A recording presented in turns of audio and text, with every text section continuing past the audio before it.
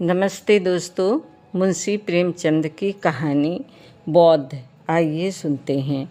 पंडित चंद्रधर ने अपार प्राइमरी में मुदरिसी तो कर ली थी, किंतु सदा पछताया करते थे कि कहाँ से इस जंजाल में आ फंसे। यदि किसी अन्य विभाग में नौकर होते तो अब तक हाथ में 4 पैसे होते, आराम से जीवन व्यतीत होता। यहाँ तो महीने भर प्रतीक्षा करने के पीछे कहीं 15 रुपये देखने को मिलते हैं, वो भी इधर आए उधर गायब। ना खाने का सुख, पहनने का आराम, हमसे तो मजूर ही भले। पंडित जी के पड़ोस में 2 महाशय और रहते थे। एक ठाकुर अतिबल सिंह, वो थाने में हेड कांस्टेबल थे। दूसरे मुंशी बैजनाथ, वो तहसील में सियाहे नवीस थे।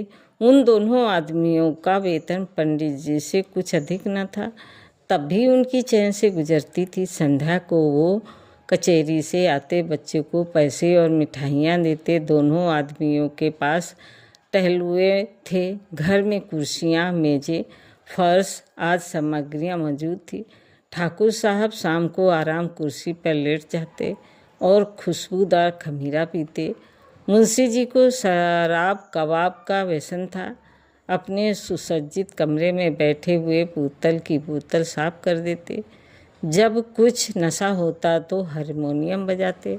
सारे मोहल्ले में रोब दबा था। उन दोनों महाशयों को आता देखकर बनिए उठकर सलाम करते। उनके लिए बाजार में अलग भाव था। 4 पैसे शेर की चीज़ टके में लाते, लकड़ी ईंधन मुफ्त में मिलता। पंडित जी उनके इस ठाट बाट देखकर कुढ़ते और अपने भाग्य कोसते। वो लोग इतना भी नहीं जानते कि पृथ्वी सूर्य का चक्कर लगाती है अथवा सूर्य पृथ्वी का। साधारण पहाड़ों का भी ज्ञान न था। तिस पर भी ईश्वर ने उन्हें इतनी प्रभुता दे रखी थी कि ये लोग पंडित जी पर बड़ी कृपा रखते थे। कभी शेर आधा शेर दूध भेज देते और कभी थोड़ी सी तरकारियाँ, किंतु इनके बदले में पंडित जी को ठाकुर साहब के 2 और मुंशी जी के 3 लड़कों की निगरानी करनी पड़ती।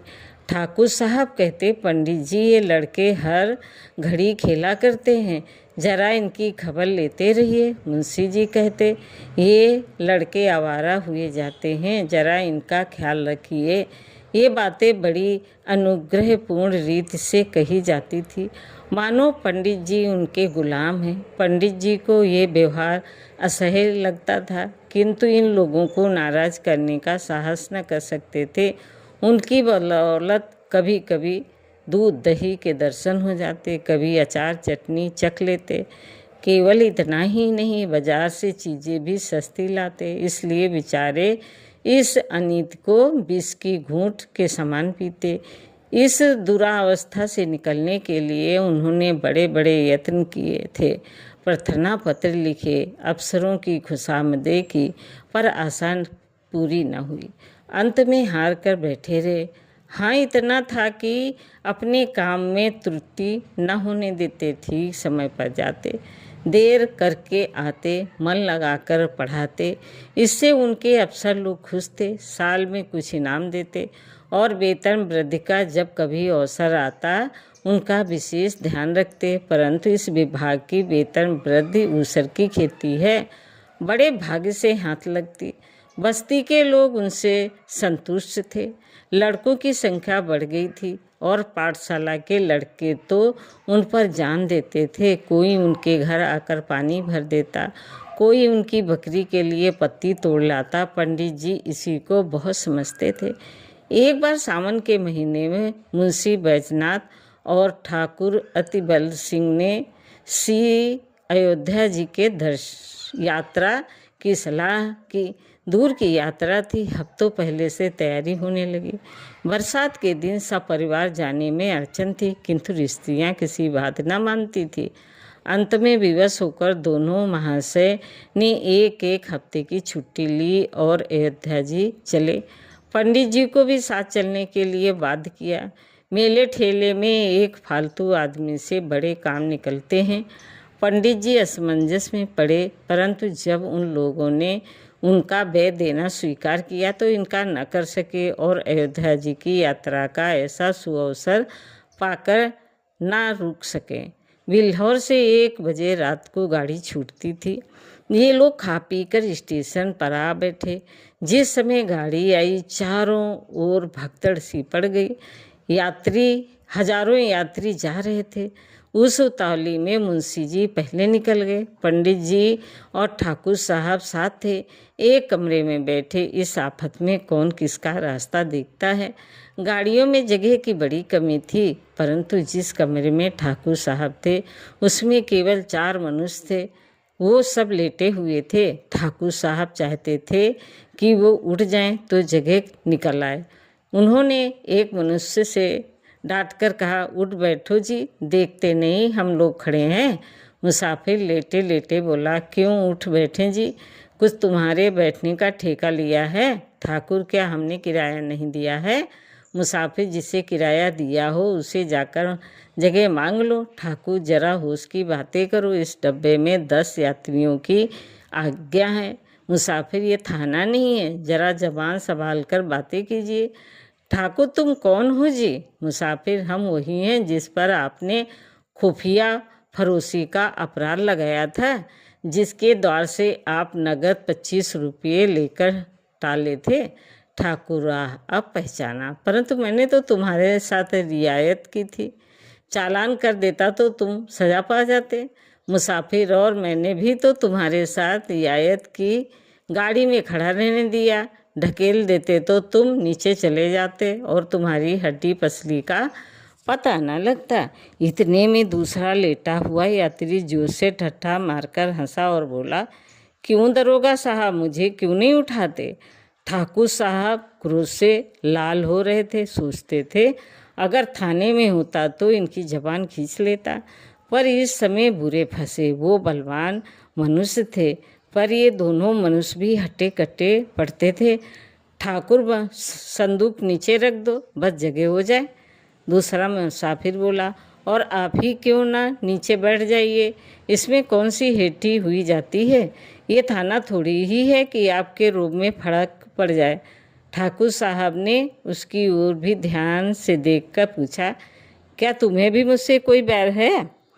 जी हाँ, मैं तो आपके खून का प्यासा हूँ। मैंने तुम्हारा क्या बिगाड़ा है? तुम्हारी तो सूरत भी नहीं देखी। दूसरा मुसाफिर, आपने मेरी सूरत ना देखी होगी, पर मैंने आपकी देखी है। इसी कल के मेले में आपने मुझे कई डंडे लगाए। मैं चुपचाप तमाशा देखता था, पर अपने आकर मेरा कचूमर निकाल दिया। मैं चुपचाप रह गया, पर घाव दिल पर लगा हुआ है, आज उसकी दवा मिलेगी। ये कहकर उसने और भी पांव फैला दिए और क्रोधपूर्ण नेत्र से देखने लगा। पंडित जी अब तक चुपचाप खड़े थे, डरते थे कि कहीं मारपीट न हो जाए। अवसर पाकर ठाकुर साहब को समझाया। ज्यों ही तीसरा स्टेशन आया, ठाकुर साहब ने बाल बच्चों को वहाँ से निकालकर दूसरे कमरे में बिठाया। इन दोनों दुष्टों ने उनका असबाब उठाकर जमीन पर फेंक दिया। जब ठाकुर साहब गाड़ी से उतरने लगे तो उन्होंने उनको ऐसा धक्का दिया कि बेचारे प्लेटफार्म पर गिर पड़े। गार्ड से कहने दौड़े थे कि इंजन ने सीटी दी, जाकर गाड़ी में बैठ गए। उधर मुंशी बैजनाथ की और भी बुरी दशा थी। सारी रात जगते गुजरी, जरा पैर फैलाने की जगह न थी। आज उन्होंने जेब में बोतल भर के रख ली थी। प्रत्येक स्टेशन पर कोयला पानी ले लेते थे। फल ये हुआ कि पाचन क्रिया में विघ्न पड़ गया। एक बार उल्टी हुई और पेट में मड़ोर होने लगी। बेचारे बड़े मुश्किल में पड़े। चाहते थे कि किसी भांत लेट जाएं, पर वहाँ पैर हिलाने की जगह न थी। लखनऊ तक तो उन्होंने किसी प्रकार जब्त किया, आगे चलकर बेबस हो गए। एक स्टेशन पर उतर पड़े, खड़े ना हो सकते थे, प्लेटफार्म पर लेट गए। पत्नी भी घबराई, बच्चों को लेकर उतर पड़ी। असबाब उतरा, पर जल्दी में ट्रक उतारना भूल गया।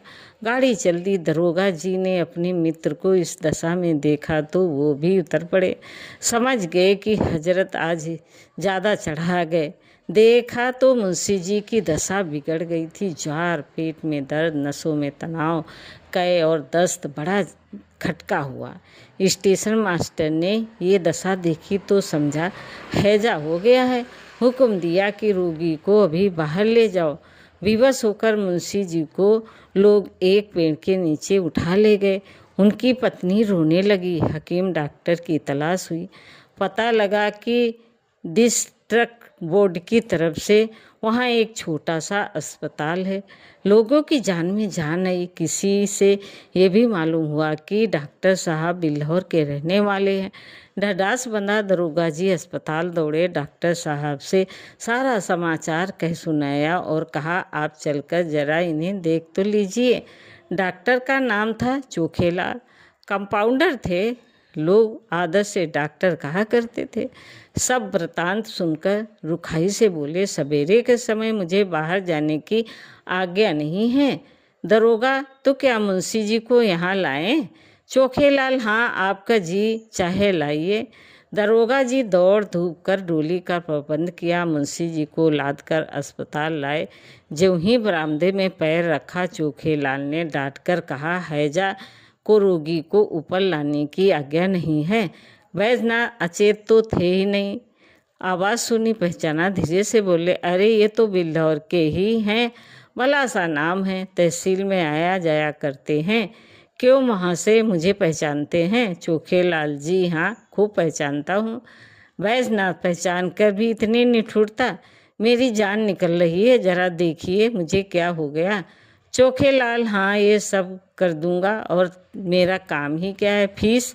दरोगा जी, अस्पताल में कैसी फीस? जनाब वामन चोखेलाल, वैसे ही जैसी इन मुंशी जी ने वसूल की थी।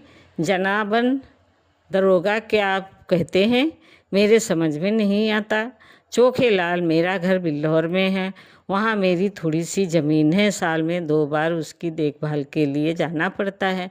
जब तहसील में लगान दाखिल करने जाता हूँ तो मुंशी जी डांट कर अपना हक वसूल लेते हैं। ना दो तो शाम तक खड़ा रहना पड़े। स्याह ना हो फिर जनाब, कभी गाड़ी नाव पर, कभी नाव गाड़ी पर। मेरी फीस 10 रुपये निकालिए, देखूं दवा दूं, नहीं तो अपनी राह लीजिए। दरोगा, 10 रुपये? चोखेलाल, जी हाँ, और यहाँ ठहरना चाहें तो 10 रुपये रोज। दरोगा जी विवश हो गए। वैद्यनाथ की स्त्री से 10 रुपये मांगे, तब उसे अपने बक्से की याद आई। छाती पीट ली। दरोगा जी के पास भी अधिक रुपये नहीं थे। किसी तरह 10 रुपये निकालकर चोखेलाल को दिए। उन्होंने दवा दी। दिन भर कुछ फायदा न हुआ। रात को दशा संभली। दूसरे दिन फिर दवा की आवश्यकता हुई। मुंशियाइन का एक गहना तो 20 रुपये से कम का न था। बाजार में बेचा गया, तब काम चला। चोखेलाल को दिल में खूब गालियाँ दी। श्री अयोध्या जी में पहुंचकर स्थान की खोज हुई। पंडों के घर जगह न थी। घर घर में आदमी भरे हुए थे। सारी बस्ती छान मारी पर कहीं ठिकाना न मिला। अंत में ये निश्चय हुआ कि किसी पेड़ के नीचे डेरा जमाना चाहिए। किंतु जिस पेड़ के नीचे जाते वहाँ यात्री पड़े मिलते, सिवाय खुले मैदान में रेत पर पड़े रहने के और कोई उपाय न था।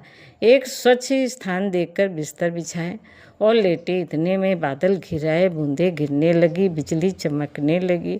गरज से कान के पर्दे फटे जाते थे। लड़के रोते थे, स्त्रियों के कलेजे कांप रहे थे। अब यहाँ ठहरना दुस्साह था, पर जाएं कहाँ? अकस्मात एक मनुष्य नदी की तरफ से लालटेन लिए आता दिखाई दिया। वो निकट पहुंचा तो पंडित जी ने उसे देखा। आकृति कुछ पहचानी हुई मालूम हुई, किंतु ये विचार न आया कि कहाँ देखा है। पास जाकर बोले, क्यों भाई साहब, यहाँ यात्रियों के रहने की जगह न मिलेगी? वो मनुष्य रुक गया। पंडित जी की ओर ध्यान से देखकर बोला, आप पंडित चंद्रधर तो नहीं हैं?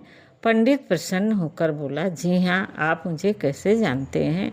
उस मनुष्य ने सादर पंडित जी के चरण छुए और बोला, मैं आपका पुराना शिष्य हूँ। मेरा नाम कृपा शंकर है। मेरे पिता कुछ दिनों बिल्हौर में डाक मुंशी रहे थे। उन्हीं दिनों में आपकी सेवा में पढ़ता था। पंडित जी की स्मृति जागी, बोले, ओहो, तुम ही हो कृपाशंकर। तब तो तुम दुबले पतले लड़के थे, कोई 8-9 साल के हुए होंगे। कृपाशंकर, जी हाँ, 9 साल हैं।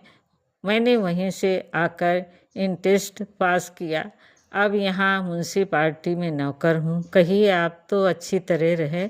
सौभाग्य था कि आपके दर्शन हो गए। पंडित जी, मुझे तो तुमसे मिलकर बड़ा आनंद हुआ। तुम्हारे पिताजी अब कहाँ हैं? कृपाशंकर, उनका तो देहांत हो गया। माता जी हैं। आप यहाँ कब आए? पंडित जी, आज ही आया हूँ। पंडों के घर जगह ना मिली, विवश होकर यहाँ रात काटने की ठहरी। कृपाशंकर, बाल बच्चे भी साथ हैं? पंडित जी, नहीं तो मैं अकेला ही आया हूँ, पर मेरे साथ दरोगा जी और सियाहे हेनविल साहब हैं, उनके बाल बच्चे भी साथ हैं। कृपाशंकर, कुल कितने आदमी होंगे? पंडित जी, हैं तो 10, किंतु थोड़ी सी जगह में निर्वाह कर लेंगे। कृपाशंकर, नहीं साहब, बहुत सी जगह लीजिए, मेरा बड़ा मकान खाली पड़ा है। चलिए आराम से 1-2-3 दिन रहिए। मेरा परम सौभाग्य है कि आपकी कुछ सेवा करने का अवसर मिला। कृपाशंकर ने कुली बुलवाए, असबाब उठवाए और सबको अपने मकान पर ले गया। साफ सुथरा घर था।